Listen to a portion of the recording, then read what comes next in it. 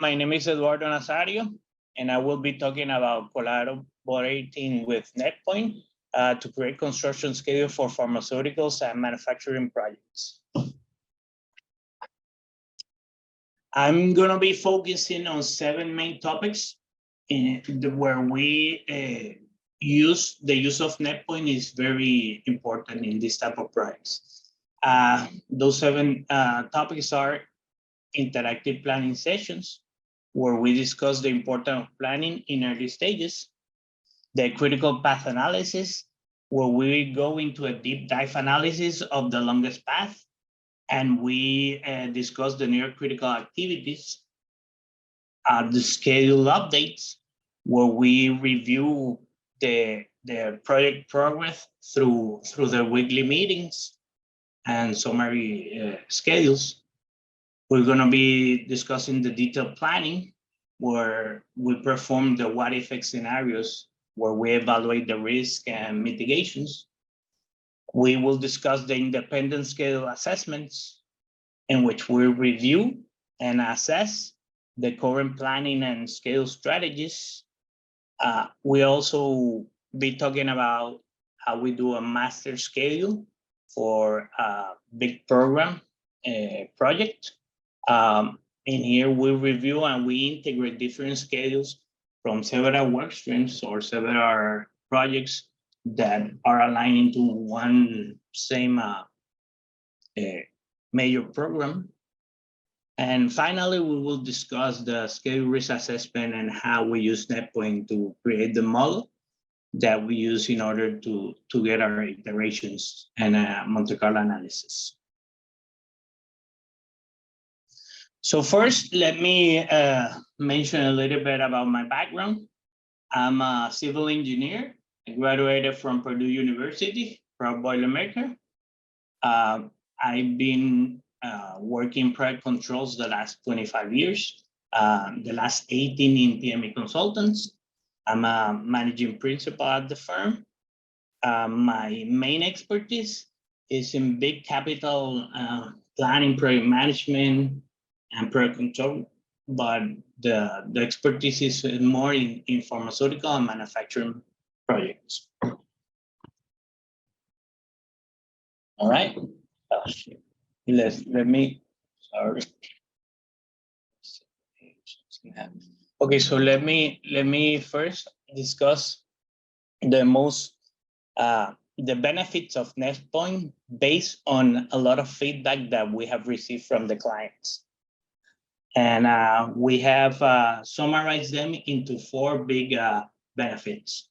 First, NetPoint is very highly visual. It's very important to do the intuitive planning.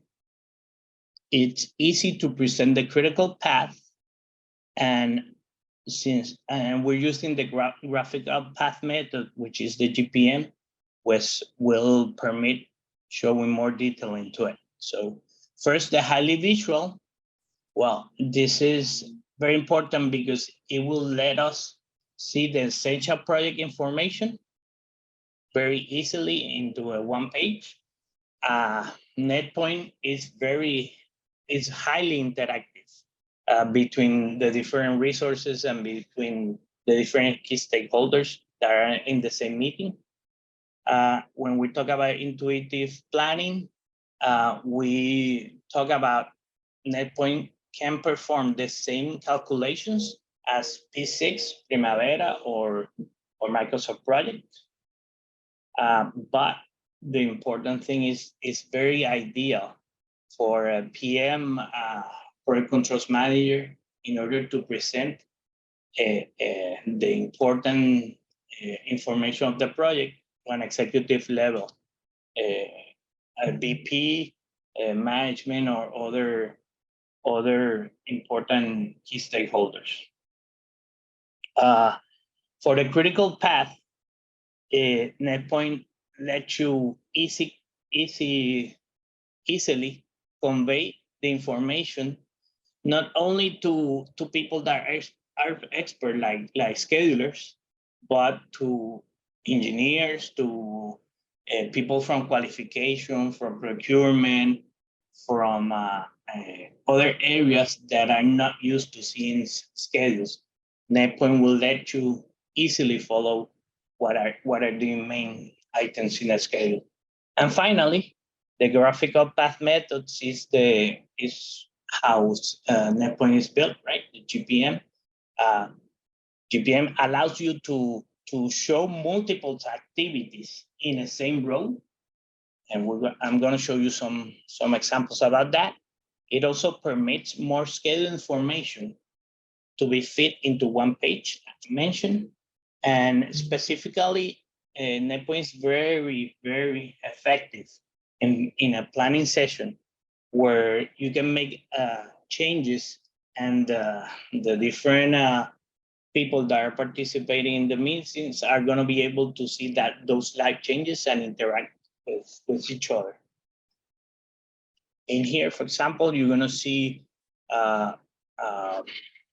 one NetPoint scale that we did, where in here, like I was telling you guys, you can fit 15 to 20 activities in the same row.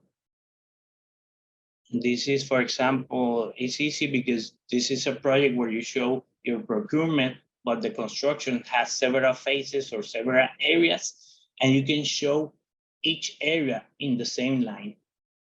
Okay. Again, like I mentioned, if you can see, you can fit a lot of important information into one page. Usually, when you do it in other softwares, you're only going to be able to share level 1. This in here, we can even call it the level 2 or some details of a level 3 type schedule. And like I mentioned, you can make any of these changes live during the meeting, and the people are going to see how those activities will impact the end date of the schedule. Well, let's start with the topics, right? The first one is the interactive planning session, and why it's important to plan at the very early stages of a project. In order to have an effective project, we need to effectively do project management, and we do this by developing a detailed schedule. And we also use the summary schedules in order to be able to provide the information, the necessary information the client wants to see, and to be able to show all the different construction phases during the project. The schedule management starts well before construction begins. We usually try to enter into a project in the conceptual design phase, but it's very important that we are developing the integrated schedule prior to the pre-construction at least. The planning phase is where we schedule each task, right? Associated with design, procurement, construction, commissioning, qualification, process validation. And these are planned in order to avoid any delays, right, to the major milestones of the schedule. In the interactive planning session, we usually take or we usually ask prior to the interactive planning session, the client to provide us whatever schedule they have, either a milestone schedule, either small different schedule for the different phases.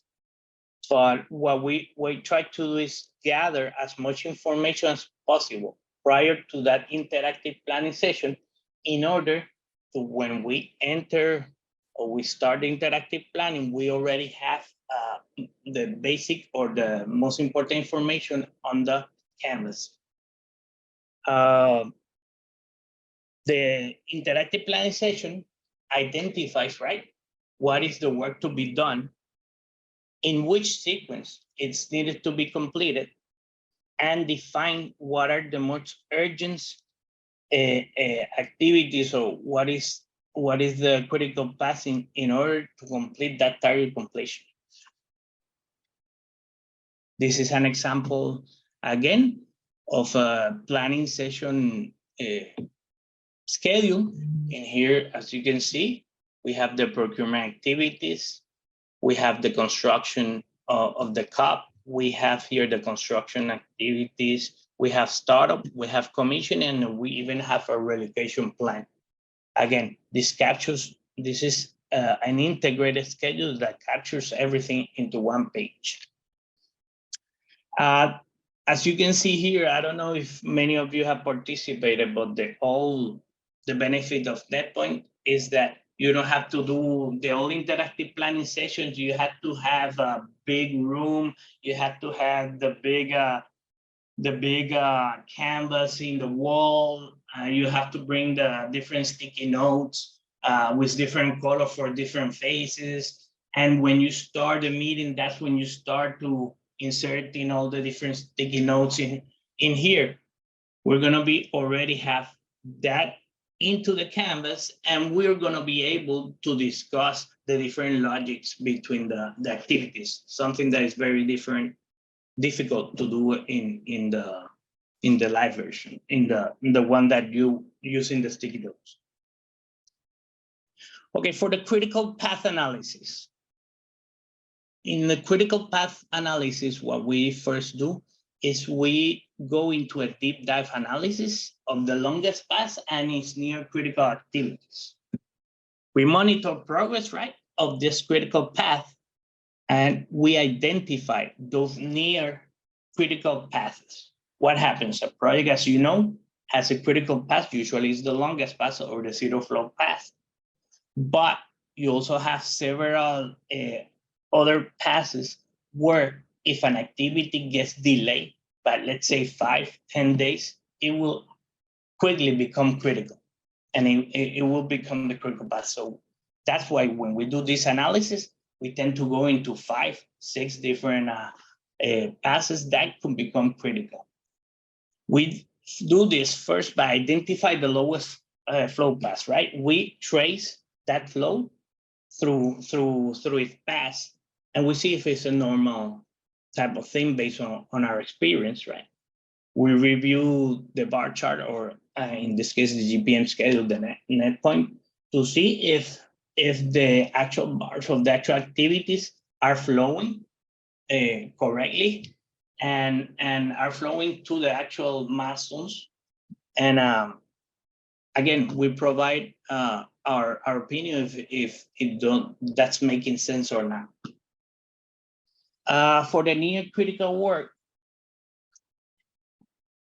like I mentioned, we try to focus on the all sequences, right? That the flows is less than 5 to 10%. But again, this is customized based on the project.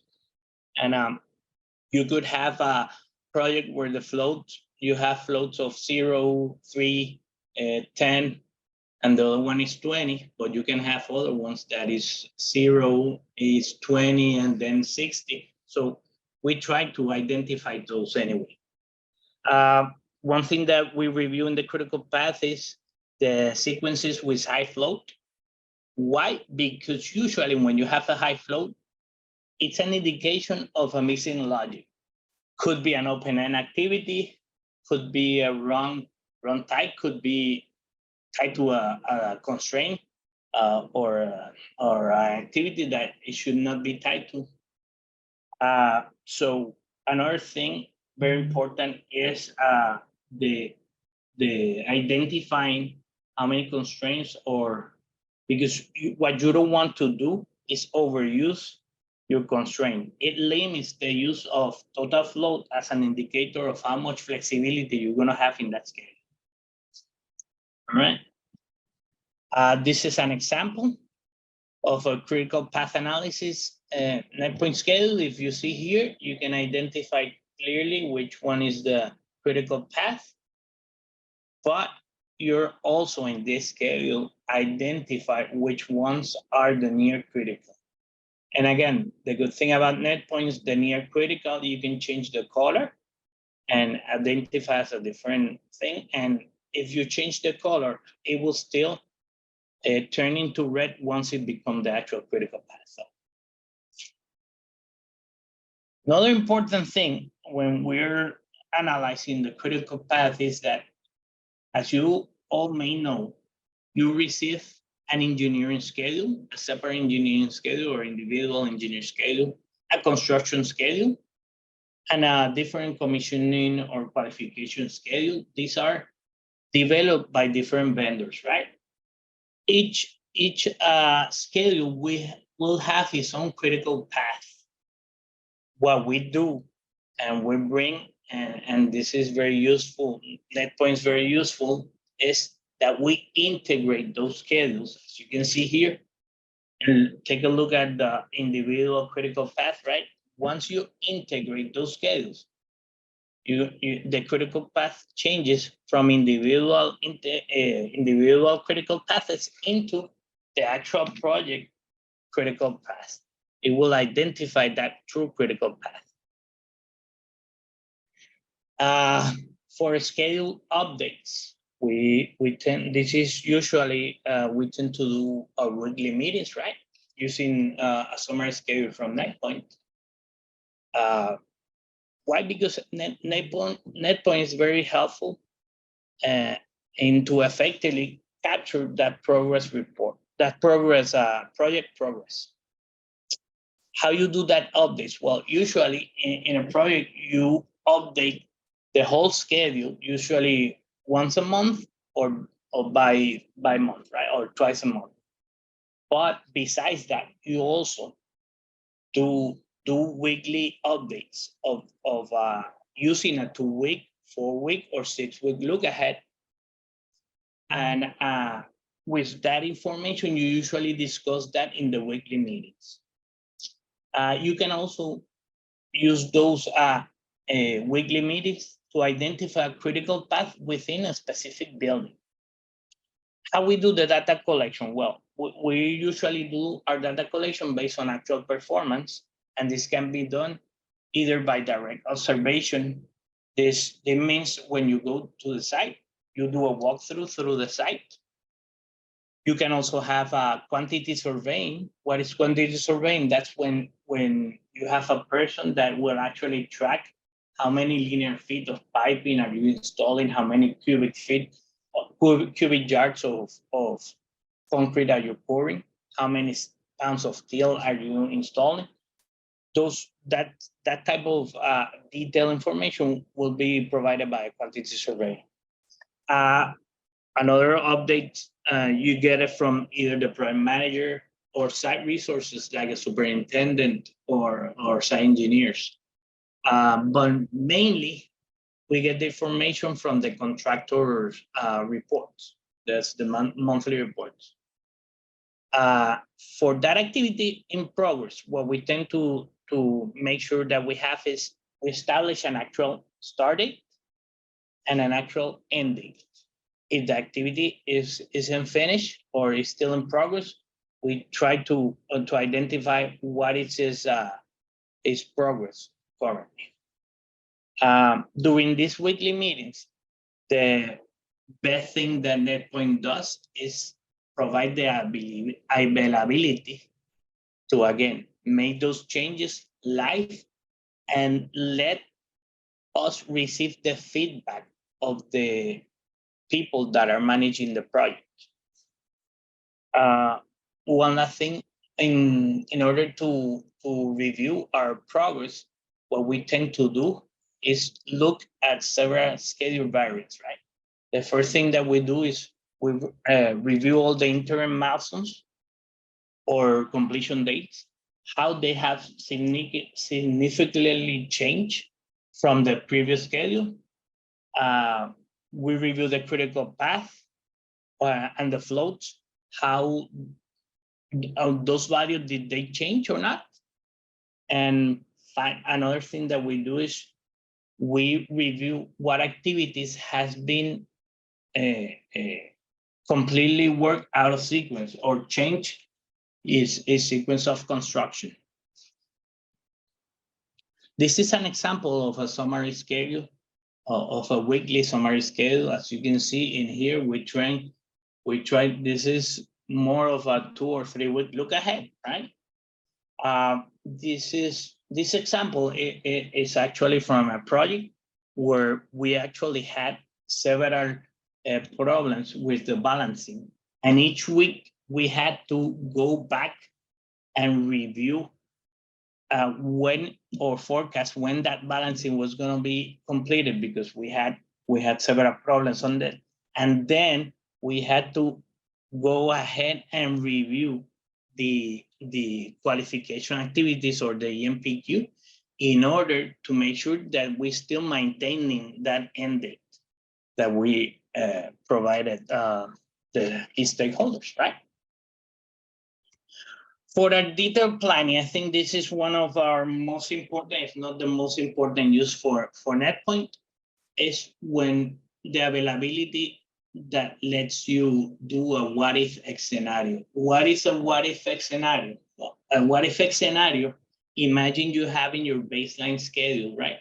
Completed, and the client comes to you and say, you know what, we're gonna need to accelerate the project because the December 23 date is not gonna be enough.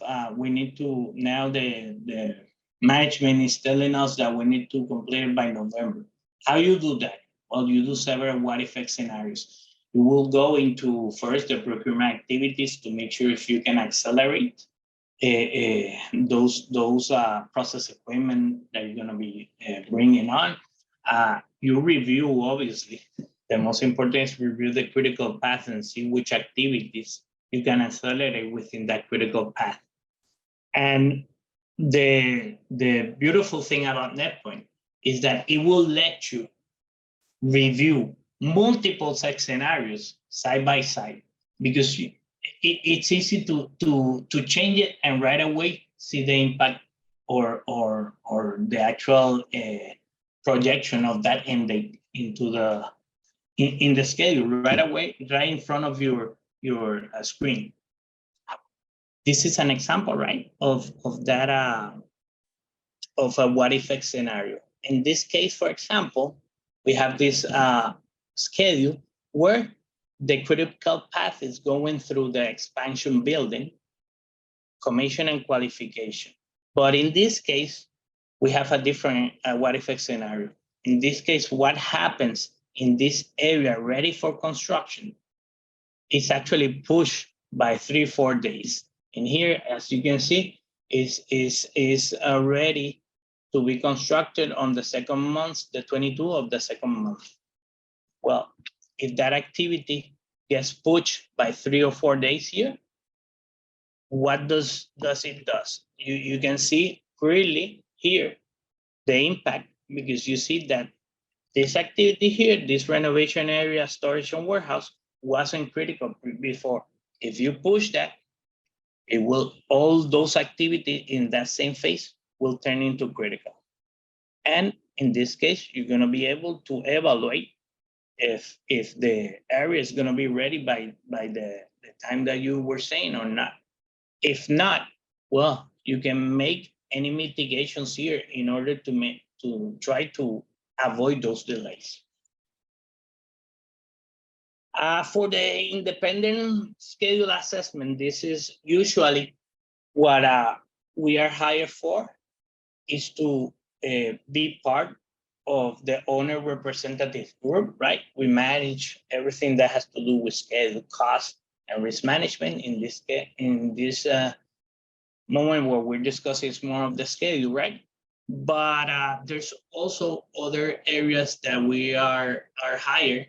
We are hired as a third-party vendor, in where what we do is we come as a third eye, or what we call as an independent assessment. What we do is we first review and assess the current planning, right, and schedule strategies. We again come as a third-party vendor in order to view what is the overall cycle time to develop and execute the project. We're gonna make sure that the schedule complies with the contract mandated times and show the desired completion dates, right? We're gonna make sure that the schedules identify and it includes appropriate contingency for the schedule, and how that contingency is going to be used. And finally, we identify the use of constraints in the schedule and how we usually recommend how they should be minimized. And because again, if it creates this, the many use of constraint will create negative flow, and that's not a good schedule practice. As an independent skill assessment, again, like I was telling you, we review and assess, right, the current planning and schedule strategies, but then we provide feedback on the overall cycle times to develop and execute that activities based on industry benchmark that we have gathered the last 30 years. And not only our benchmark information, but we also try to use the clients. If the client's already doing benchmarking, we try to use those informations in order to provide that how are they doing compared to the industry. After that, what we do is we provide a report, right? On that report, we will discuss what is the scope, if the scope is actually included in the schedule, if it's completed. We will provide what was the schedule basis and assumptions. In here, we will enumerate, or we will include all the different requests that we will do. For example, we will request for any schedules, the integrated schedule, obviously. We're gonna request any validation plan, any qualification plan, the commissioning approvals, the protocols. We're gonna be reviewing any PDP, that you have, the product delivery process, the constructability, and we're gonna mention all those into a report. We're gonna review the schedule integrity, which is where we identify any cleanups that the schedules need to be done in the report, because again, we receive a lot of schedule with a lot of logic deficiencies. What are the logic deficiencies? Could be that we have a lot of open ends. For example, this is one of the things that I always receive when we receive a Microsoft project schedule. There's a lot of times that people use as a title as a predecessor, not an actual activity. And if you do that, that will affect obviously the calculation of your critical path. And another thing, we're gonna review the reasonableness of that critical path. We're gonna go deep into the critical path and identify it and provide our feedback if it's common or not. And finally, what we're gonna do is we're gonna tell the client if that schedule is acceptable or is ready as to be used as a schedule control tool. This is an example of a third-party review schedule. In this case, for example, we only review the schedule for post-OQ activities. So this is after commissioning. This is more of a process validation phase, where we review all the engineering badges, the cycle development, the PQs, the clean utilities, the qualification of all the equipment, the active runs, the media diagnosis, engineering runs, and we were able to present it in a way that the client and usually the people that are working in qualification are not schedulers. So when you present something like this, it's easy for them to visualize right away if the activities that are in parallel, if you're going to be able to do that or not. If, for example, there's a lot of problems that when you have a lot of protocols that you have to at the end approve, or especially the reports, the final reports that you have to approve, usually you find a bottleneck within the quality person that is the one that have to approve. You want to be able to avoid those bottlenecks. And how you do that? Well, you want to make sure that those approvals are dispersed throughout the project, and NetPoint will let you easily see that. This is another important use of NetPoint. We create what we call the master schedule, right? And this is based when we are called in to do a schedule maintenance of an actual program. What is an actual program? Well, an actual program is when you have 5, 6 different work streams. Those different work streams can be individual projects that all align into the same product, or are necessary in order to complete a product. Well, we call that a program, right? And what we do is we go and we review each individual schedule in each of the work streams, right? We make sure that the logic and the quality is correct, that again, it has all the processor success, so it doesn't have open ends. Make sure that we identify the necessary milestone for each of the different work streams. One thing that we do is each different work stream probably usually has his own lead, or it will have a project manager in charge. We let each project manager or project lead be the owner of those schedules. What we do in this case is we will gather all the information from them and put them together into the master schedule.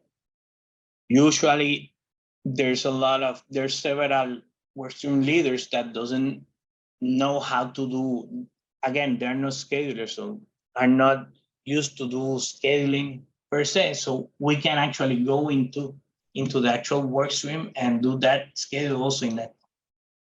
But the master schedule, the important thing is that we want to capture the key data and interdependencies between each work streams, right? We want to identify what are the handshake milestones. What are the handshake milestones? Well, that's the activity or the milestone that in order for this work stream number 2 continue, you need to first complete a section of work stream 1. Well, we want to make sure that those handshake activities are tied, are correctly tied. The mastering schedule will include all the basic outline activities, right? All the logic, the milestones. But we want to make sure that it gathers all the different major milestones of the different work streams that we're showing that into the master schedule. Again, we align with all the program milestones. Besides the interim work stream milestones, we want to make sure that we align with the program milestone. This is an example of a program schedule, right? In here, sorry. In here, for example, what we tend to do is we show here what is the master schedule, but we are also showing you the detailed schedule in NetPoint here. As you can see, all this different schedule will fit into the master schedule, right? Finally, it's schedule risk assessment. This is where we use NetPoint in order to create that model schedule that we're going to be using in order to do our Monte Carlo analysis. So for a schedule risk assessment, what we usually do in this case, that we first ask for the integrated schedule. We make sure that integrated schedule makes sense and is complete. In this case, we don't want to do a SRA or schedule risk assessment if the schedule is incorrect. So the interactive planning session usually happens way before the SM. And when we hire, we receive that schedule that is already used as a control tool. We analyze that critical path, right? And then our near critical path, so we can understand the project logic. In order to using that logic, we develop our schedule model. What happens? Usually you have a P6 schedule or that have over 3,000 activities, 1,000 activities, 2,000 activities, or you have a Microsoft project with 500 to 1,000 activities. Well, when we do that schedule risk assessment, we want to make sure that we maintain that model within 200 activities. What we want to make sure that we are capturing is the actual drivers of that integrated schedule. The critical pattern is near critical activities, right? And finally, we review that the risk register, and we identify what are the major risk items that will affect the schedule. And what we want to do is we want to make sure that we apply all those risk items to an activity in the schedule. This is an example of an actual project, right? Where you have your concept design, preliminary design, detail, construction, startup and commissioning, qualification, and project turnover.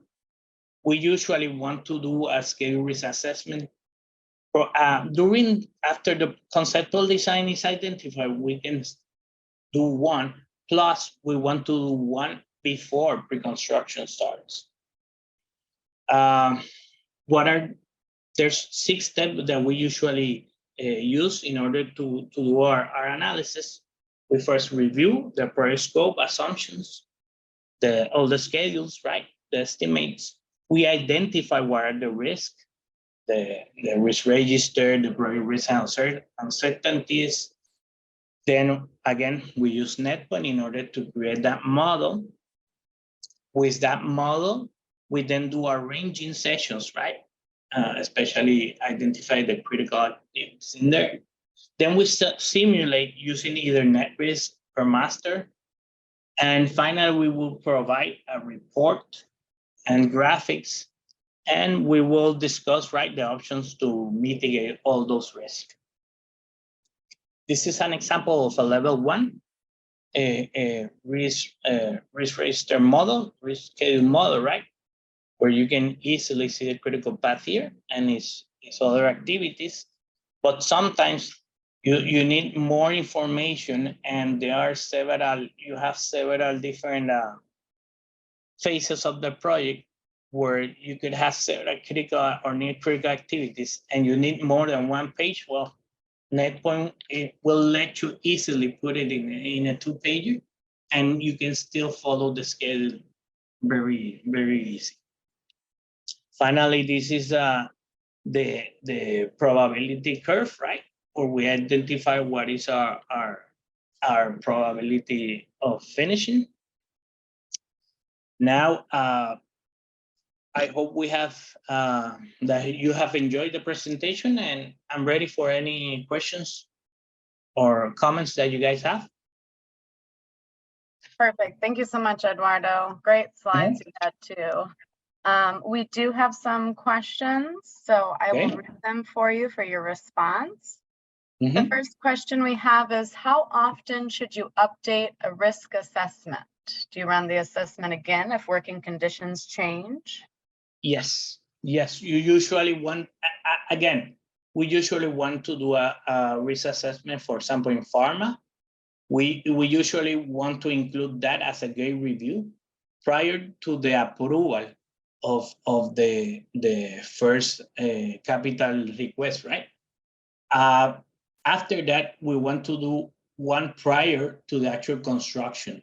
But what happens? There's when you're doing a construction, as we all know, there are several times that you're gonna confront a lot of obstacles, or the actual site will have to change the way you're doing your construction. So at that time, anytime that the scope change or is included, you include more scope, you want to do another schedule risk assessment.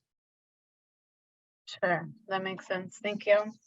And I encourage the audience to include their questions as well if there's any to add. I have a second question here that says, Have you used resource loading and planning in NetPoint for your pharma schedules?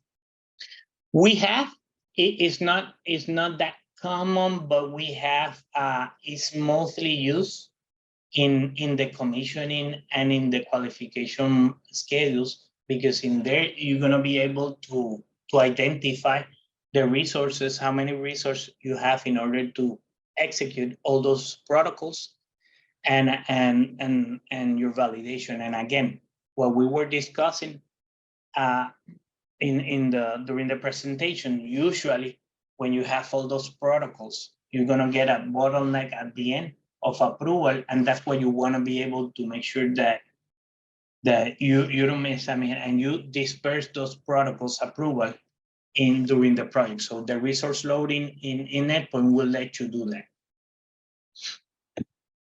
How do you create the look-ahead schedules? Did you extract information from the master schedule into a separate canvas with a separate time scale, a manual process, or can NetPoint generate a look-ahead schedule out of a master schedule?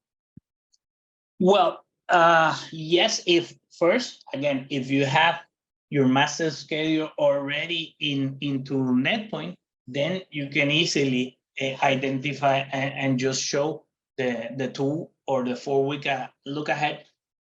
The other thing, if you have a P6 schedule or Microsoft projects, it's easy to, especially a 2 week look ahead, to create it in the different canvas. That's what I usually do. I like to create the 2 or the 4 week look ahead into a different canvas, so I'll make sure that I'm analyzing as we are performing that schedule. So yes, I mean, you can do it both ways. Again, you can transfer all your P6 information into Excel, and Excel will then convert into NetPoint. So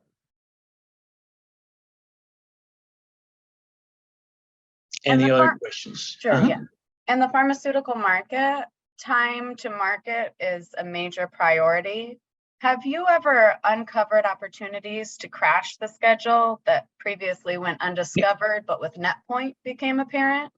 Yes, and I mean, again, we some of our clients that love NetPoint is Abbott, J&J, Merck.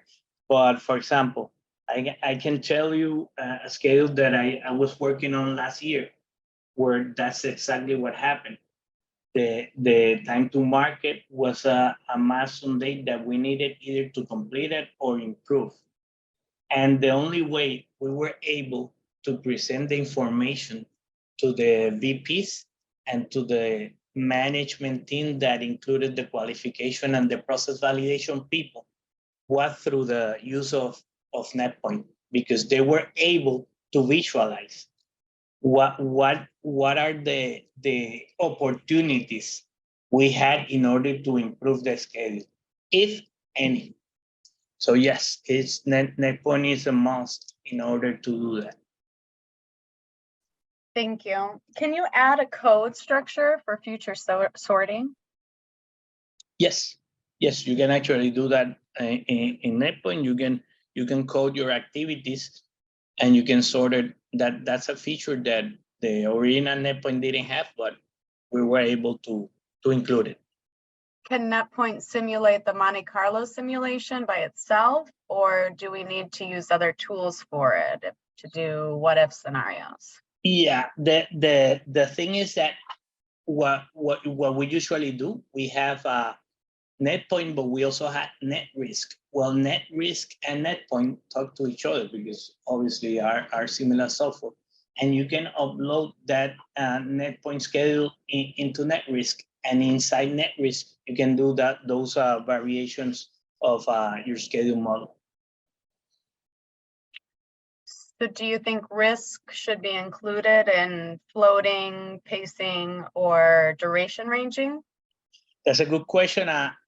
Actually, there's 2 types of schedule risk assessment. You can actually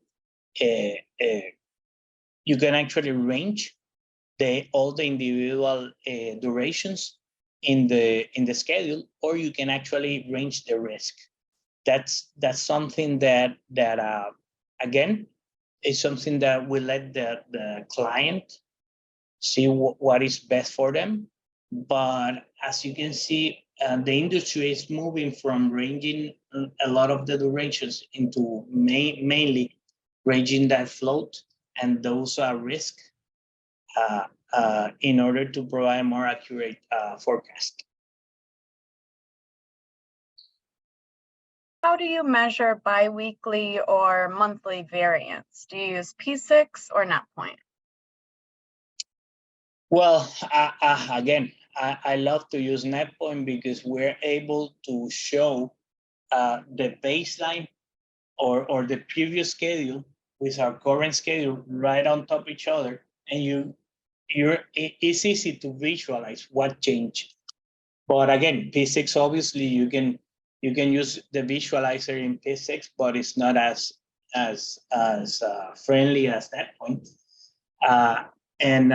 Again, all of my clients, I can tell you, they always ask me to use NetPoint. Once they see NetPoint, they usually tell me, you know what, you deal with the Primavera schedule, I don't want to see it. I just want to see your summary in NetPoint, your critical path analysis, or your summary to week look ahead or forward look ahead.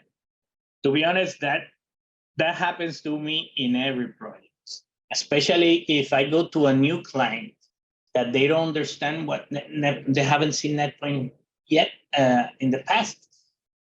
I usually start to use it during the planning sessions. Some clients will say, hey, but no, I don't want another tool. I said, don't worry, I'm going to use it only for the planning, right? And then I'll put it into the P6. Well, once they see the value and how it's easily to convey the information into NetPoint, I would tell you 90% of the times they tell me to, you know what, from now on, all the schedules that we're gonna show into the monthly report has to be in NetPoint.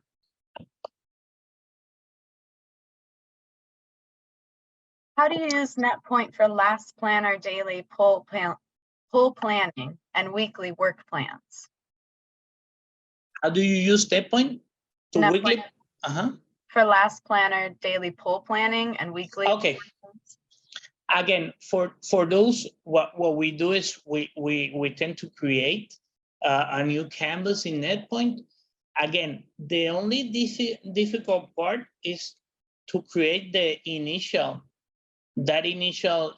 schedule. But once you have it, the modifications weekly are easily done. Because, and again, to create the actual schedule is really easy to do compared to create a new schedule in any other software. But yes, what we tend to do is we create an independent schedule in NetPoint, and that one we modify monthly with the information we get from Planner, or from Pro Planning, or from P6, or from any other software. And so tell me, what's your biggest unmet need in NetPoint today? So one thing, and this is something I don't know if the most difficult thing to do in NetPoint is to show all the detail that a project requires into obviously 1 or 2 pages. So what we tend to do, that's why we emphasize, or we deep dive into the critical path, because what we want to make sure is that we capture everything, every scope of the project into that NetPoint schedule. But how you manage that, that's easy. You will insert all the necessary detailed information, meaning critical and near critical activities, and all the other information you can just summarize into 1 or 2 bars. But yeah, the only difficult part about NetPoint is making sure how to format it in a way that is easy to read. You don't want to put too much information that you lose the client. And that's the beauty about NetPoint. that with the coloring, the formatting, there's a lot of ways that you can present the schedule that is easy to follow. And that's, again, that's what you want to do with NetPoint. Exactly. Thank you so much. All right. Completes all the questions that we have in the chat today. Thank you for your great presentation on collaborating with NetPoint to schedule pharmaceutical and manufacturing projects. Is there anything else you would like to tell our attendees?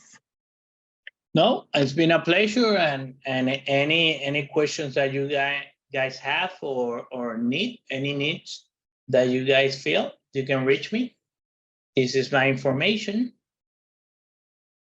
or through the Florida operations or through PMA.